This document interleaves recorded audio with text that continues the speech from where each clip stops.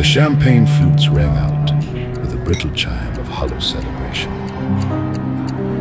Wamambo stood in the corner of the gallery, like a man already gone.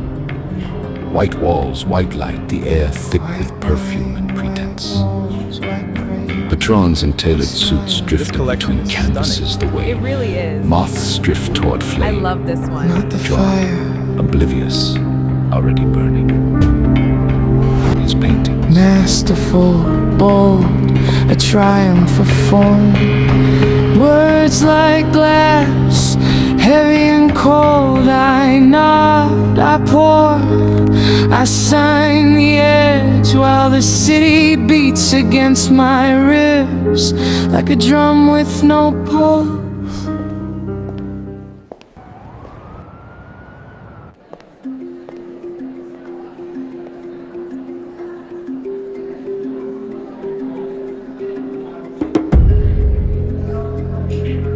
a woman in crimson halted before Urban Echoes number 17. Her head tilted, The tension here, head calculated. the way he contains Rehearsed such angle raw of energy appraisal. in geometric form. Her companion murmured something about tension, about The use of form. color is quite striking, isn't it?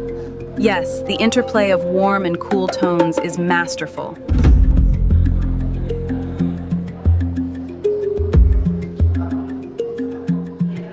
Wamambo's fingers curled at his sides. The canvas was pigment and linen. The words were glass. Nothing in the room touched anything real. You can hang a hue, but you can't buy the silence, and you can't sell the truth, and you can price the line. You can hang a hue, but you can't buy the silence, and you can't sell the truth. My hands smell of linseed and dust. My lungs taste the polish and rust. The gallery breathes, but it doesn't bleed for me. It breathes for the legend, for the opening night, for the quiet exchange of a soul for a price tag. I step back. The gallery owner materialized at his elbow, hand heavy on his shoulder. Magnificent turnout. Magnificent turnout. Wow. The Herald Critic is here. National Gallery Curator, later tonight. And Moyo Munyuki himself. Yes, quite a crowd. He moved through the room, compliments hit him like rain on glass, bright, sliding, leaving nothing behind. Revolutionary palette, raw energy contained in geometric precision. You've captured the city's soul. He hadn't captured anything. He'd arranged pigments into patterns that flattered the eye. His own chest remained a locked room, unfed, untouched. The canvases on the walls felt like relics from a life another man had bled into.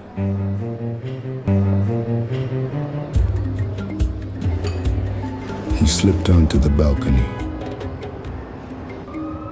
12 stories down. Harare thrummed, headlights bleeding along avenues. Neon stuttering.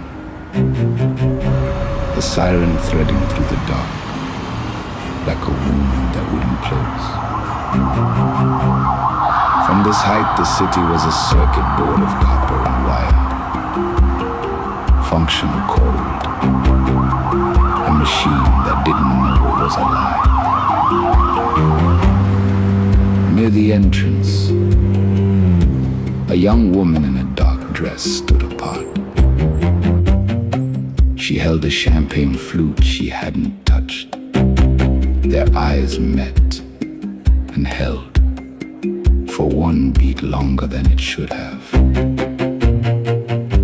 She offered a smile, small, unrehearsed. The kind you give when you've recognized something in someone you can't name. Then she turned back to the room.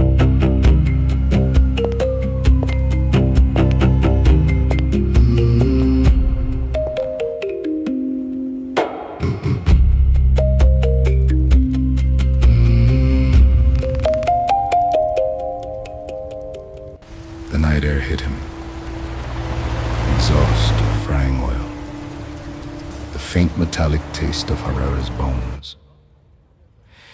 He breathed it in and felt nothing but the hollow widening behind his ribs, as though something inside him was being slowly, carefully removed.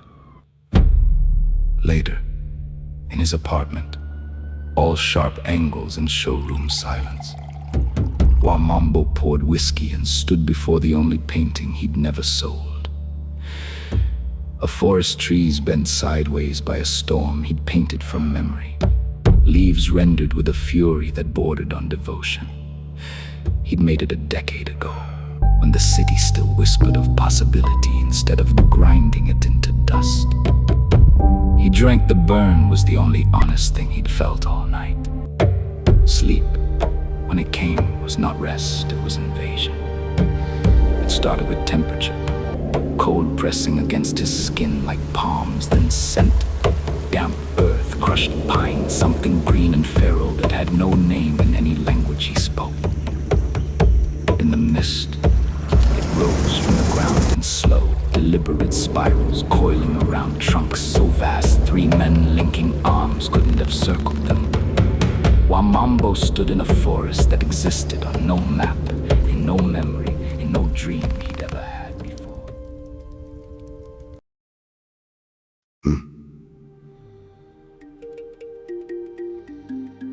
The next day, the city pressed against him like a fist. Where before the noise had been background, a hum, a drone, now it was physical breaks, shrieked metal ground on metal. Jackhammer split the air in staccato bursts. He flinched at a horn, ducked down a side street where the sound thinned to a murmur. Then he saw it. A musasa tree, massive, ancient, wedged between concrete and brick like a thing refusing to die. Roots had buckled the pavement into ridges. Branches reached for a sliver of sky, with the desperate patience of a hand stretching from water. While Mambo dropped his bag, tore open his sketchbook. Charcoal. Hit paper before his hand had decided to move.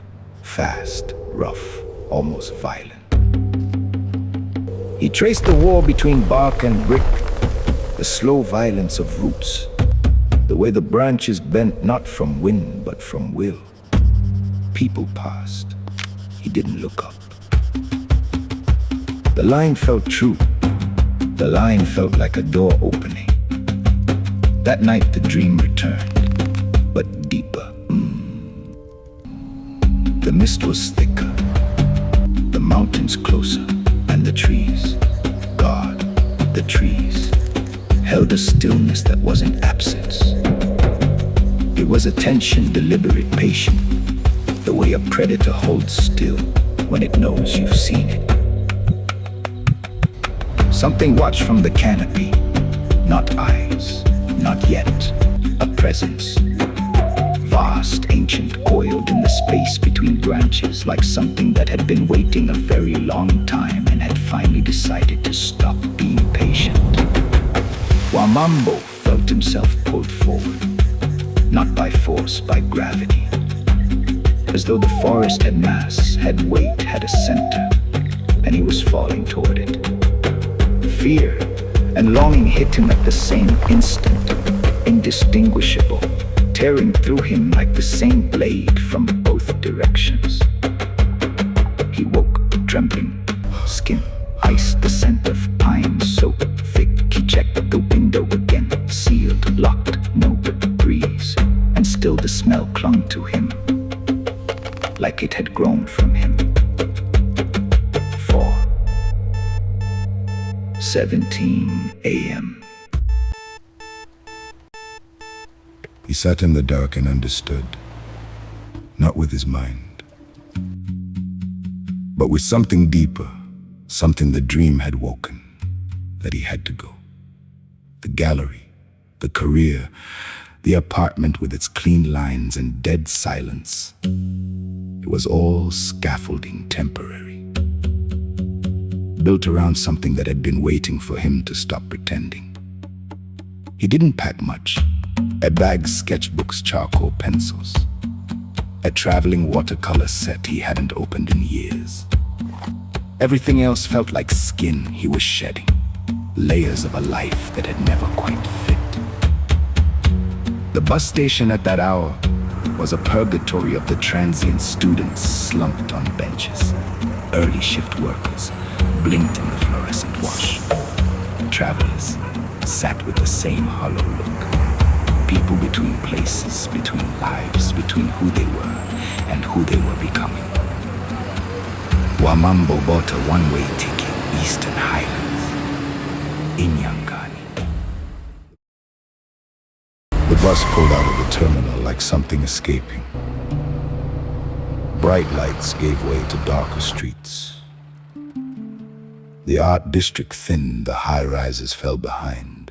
Then the collector zones, the gated compounds, the manicured lawns, all of it sliding past the window like a life being fast-forwarded to its end. Then the true dark.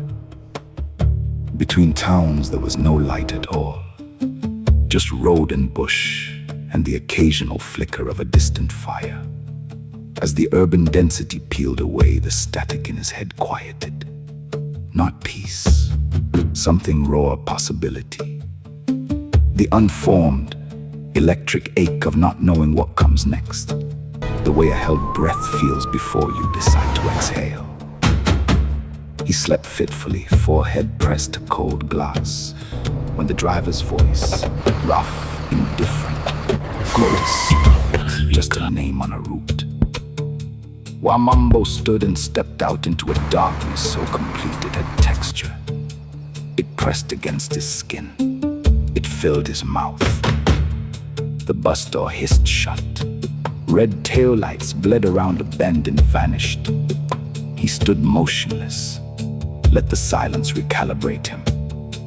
Not empty, not peaceful, but full of something listening.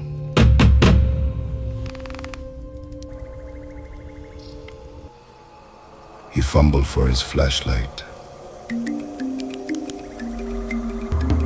clicked it on the beam, cut a narrow wound through the gloom.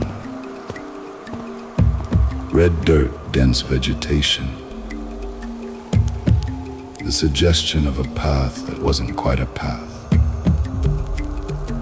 Then he clicked it off, let his eyes adjust.